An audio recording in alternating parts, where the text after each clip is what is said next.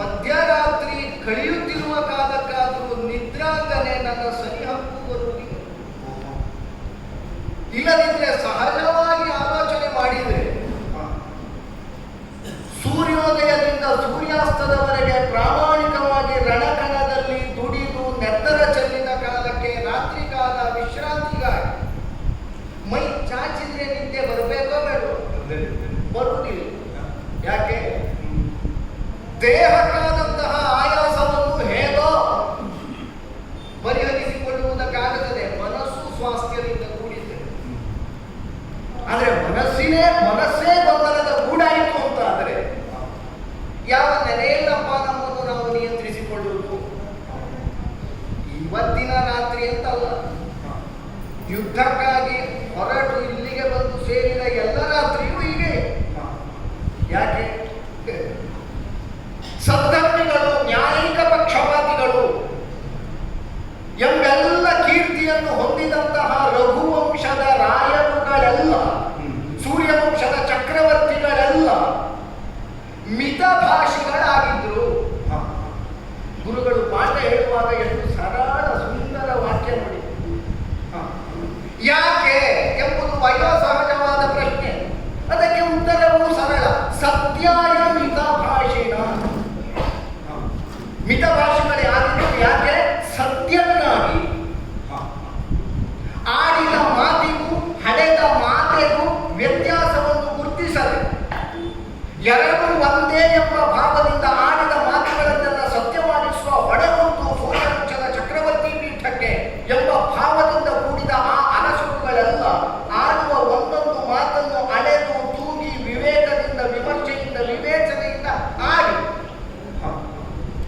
ಅದನ್ನು ಸತ್ಯವಾಗಿಸುವಲ್ಲಿ ತಮ್ಮನ್ನು ತಾವು ತೊಡಗಿಸಿಕೊಂಡ ಬಗೆ ಹೇಗೆ ಇತಿಹಾಸ ಪಾಠ ಹೇಳುತ್ತದೆ. ಹಾಗೆ ಒಂದು ಕ್ಷಣದ ಅವಿವೇಕದಿಂದಲೋ ಭಾವೋದ್ವೇಗದಿಂದಲೋ ಭಾವದ ಉದ್ರೇಕ ಸ್ಥಿತಿಯಿಂದಲೋ ಆಡಿದ ಒಂದು ಮಾತನ್ನು ಸತ್ಯವಾಗಿಸುವಲ್ಲಿ ದಶರಥನಂತವ ಏನೆಲ್ಲ ಕಷ್ಟಪಟ್ಟ ನನಗೆ ಪಾಠವು. ಆರ್ತಾಯನ ಪರಂಪರೆ, ಋತಾಯನ ಸೂನು, ಶಲ್ಯಭೂಪತಿ, ಮಾತೃದೇಶದ ಅರಸು, ಧರ್ಮನಿಷ್ಠ, ಆಡಿದ ಮಾತಿಗೆ ಬದ್ಧ ಎಲ್ಲ ಹೌದಲ್ಲ. ಅವಿವೇಕದಿಂದ ಹೇಳೋಣ, ನಮ್ಮನ್ನು ನಾವೇ ಇಟ್ಕೊಳ್ಬೇಕು, ಬೇರೆಯವರು ಮಾತಾಡಲಿಕ್ಕಿಲ್ಲ. ಆಡಿದ ಒಂದು ಮಾತು ಇಂದು ಈ ಬಿಡಾರದಲ್ಲಿ ಹೀಗೆ ಕುಳಿತುಕೊಳ್ಳುವ ಹಾಗೆ ಮಾಡಿದ್ದಲ್ಲ. ಆಡಿದ ಮಾತಿಗೆ ಬದ್ಧವಾಗಿಯೇ ವ್ಯವಹರಿಸಿದೆ. ಸಮಾಧಾನ ಕೊಡೋದು ಅದನ್ನು ಕೇಳಿದ್ದು ನಾನು. ಸಮಾಧಾನವೋ ಸಂಕಟವೋ? ಆಡಿದ ಮಾತಿಗೆ ಬದ್ಧತೆ ಏನು? ಆಡಿದ ಮಾತಿನ ಅಕ್ಷರಾರ್ಥವನ್ನು ನೆರವೇರಿಸಿಕೊಡುವುದು ಅಂತ ಮಾತ್ರವೋ?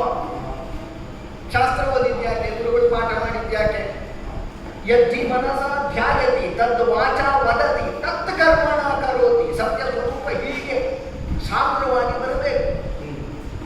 ಮನಸ್ಸಿನಿಂದ ಧ್ಯಾನಿಸಿದ್ದನ್ನು, ಸಂಕಲ್ಪಿಸಿದ್ದನ್ನು ಅದನ್ನೇ ಮಾತಾಗಿಸಿ ಅದನ್ನು ಕೃತಿ ರೂಪಕ್ಕೆ ಇಳಿಸಿದಾಗ ಆಡಿದ ಮಾತಿನ ಸತ್ಯ, ಅದು ಧರ್ಮ, ಅದು ಆರಾಧನೆ, ದೈವವಾಗಿ ಪರಿಣಾಮ ಕೊಡುತ್ತದೆ ಎಂಬುದು ಸತ್ಯ ಸ್ವರೂಪ ಅಂತಾದರೆ, ಮಧ್ಯದೇಶದಿಂದ ಹೊರಡುವಾಗಿನ ಸಂಕಲ್ಪ ಏನು? ಧರ್ಮರಾಜನ ಪಾಳೆಯವನ್ನು ಸೇರುತ್ತೇನೆ, ಧರ್ಮಪಕ್ಷಕ್ಕೆ ಬೆಂಬಲವಾಗಿ ನಿಲ್ತೇನೆ.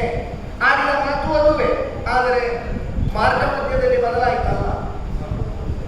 ಈಗ ಮಾರ್ಗ ಮಧ್ಯದ ಉಪಚಾರಕ್ಕೆ ಮರುಳಾಗಿ ಎನ್ನುವುದಕ್ಕಿಲ್ಲ. ಅಂತರಂಗದ ಭಾವ ಇದ್ದದ್ದು ಇದನ್ನು ಏರ್ಪಡಿಸಿ ನಮ್ಮ ಧರ್ಮರಾಜ ಅಂತ.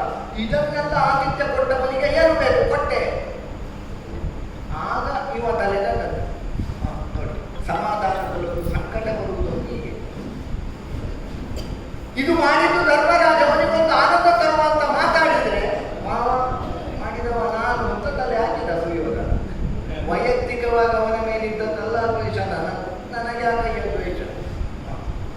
ಪಾಂಡವ ವಿದ್ವೇಷವು ಅಂತರಂಗದಲ್ಲಿ ತುಂಬಿಕೊಂಡವ, ಎನ್ನುವುದರಿಂದ ದೂರ ನಿಲ್ಲಿಸಬೇಕು. ಆದರೆ ಈಗ ಅದೇ ಪಾಂಡವರ ವಿರುದ್ಧವಾಗಿ ಹೋರಾಡುವ ಸ್ಥಾನದಲ್ಲಿ ನಿಲ್ಲುವ ಹಾಗಾಯ್ತಲ್ಲ.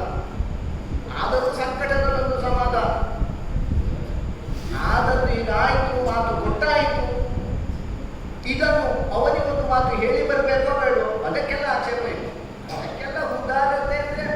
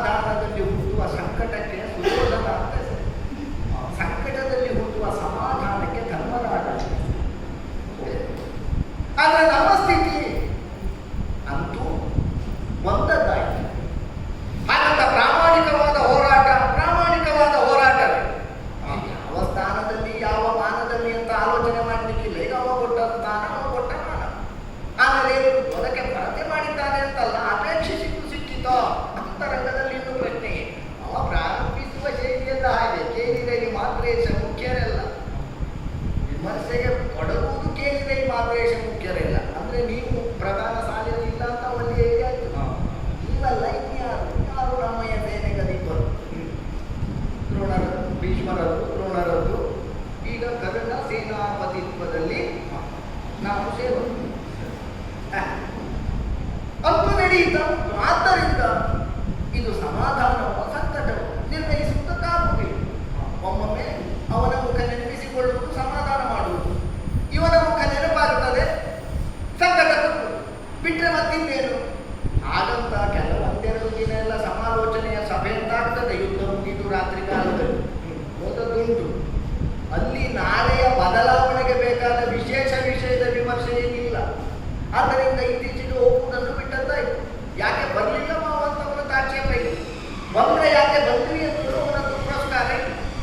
ಆದ್ದರಿಂದ ನಮ್ಮ ನಮ್ಮ ಭಾವಕ್ಕೆ ತಕ್ಕ ಹಾಗೆ ನಾವು ಆಡಿದ ಮಾತಿಗೆ ಬದ್ಧರಾಗಿ ಯಾರ್ಯಾರಿಗೆ ಯಾವ ಯಾವ ಮಾತು ಕೊಟ್ಟಿದ್ದೇವೆ ಎನ್ನುವುದನ್ನು ಮರೆಯದೆ ಆ ನೆಲೆಯಲ್ಲಿ ಆಡಿದ ಮಾತನ್ನು ಸತ್ಯವಾಗಿಸುವಲ್ಲಿ ನಮ್ಮದಾದ ರಣಾಂಗಣದ ಹೋರಾಟ ಎಂಬ ನೆಲೆಗೆ ಒಂದು ಸಮಾಧಾನ ಪಟ್ಟುಕೊಳ್ಳುವ ಎನ್ನುವಲ್ಲಿಗೆ ಸೂರ್ಯೋದಯ ಆಗುತ್ತದೆ. ಮತ್ತು ಯುದ್ಧಕ್ಕೆ ಹೊರಡಲಿಕ್ಕೆ ಈಗ ನಿರೀಕ್ಷೆ ಇದೆ. ಎಷ್ಟೊತ್ತಿಗೆ ಸೂರ್ಯ ಬರ್ತಾನೆ ಅಂತ ನಿರೀಕ್ಷೆ. ಸೂರ್ಯ ಎಷ್ಟೊತ್ತಿಗೆ ಬರ್ತಾನೆ ಅಂತ ನಿರೀಕ್ಷೆ ಇದ್ರೆ ಬಂದ ಚಾರು ಆಡ್ತಾರೆ. ಇನ್ನೂ ಯಾರ ಅಲ್ಲ ಬಾರದು ಅಂತಲ್ಲ, ಸುಯೋಧನ ಬಂದು ಹೊರಗೆ ನಿಂತಿದ್ದಾನೆ. ಅಪ್ಪಣೆ ಬೇಕಂತ ಜ ಜ ಜ ಜ ಅಪ್ಪಣೆ ಮತ್ತೆ ಅವನನ್ನೇ ಕಳುಹಿಸಿ ಕರ್ಕೊಂಡು ಬಾ ಅಂತ ಹೇಳುವುದಲ್ಲ. ಸುಯೋಧನ ಪಕ್ಷದ ನಾಯಕ ಅಲ್ವ, ಅದಕ್ಕೆ ಇಂಥ ಸ್ಥಾನದ ಗೌರವ ನಾವು ಕೊಡುವುದೇ. ಆದ್ದರಿಂದಲೇ ನಾನೇ ಹೋಗಿ ಸುಯೋಧನ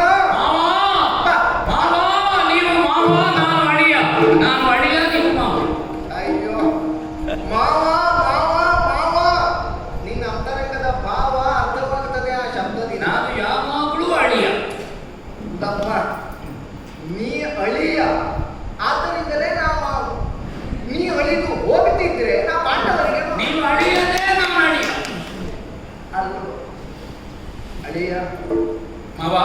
ಬಾ ನಾವು ಹೊರಗೆ ಕೂತು ಮಾತಾಡುದ. ಅಯ್ಯೋ ಒಳಗಾಗಿ ಆಯ್ತಲ್ಲ, ಅಂದ್ರೆ ನಾನು ನಿನ್ನ ಒಳಗಾಗಿ ನಾನು ಎಷ್ಟು ಹೊರಗಿದ್ರು ನಿಮ್ಮ ಒಳಗೆ ಅಲ್ವ ಮಾವ. ಮತ್ತೆ ಭೌತಿಕವಾಗಿ ಹೊರಗೆ ಯಾಕೆ ಅಲ್ವಾ? ಅದರಿಂದಲೇ ಹೀಗೆ ಬಾ ಆ. ಹೀಗೆ ಬಾ. ಆ. ಮಂದಿಸಿಗೂ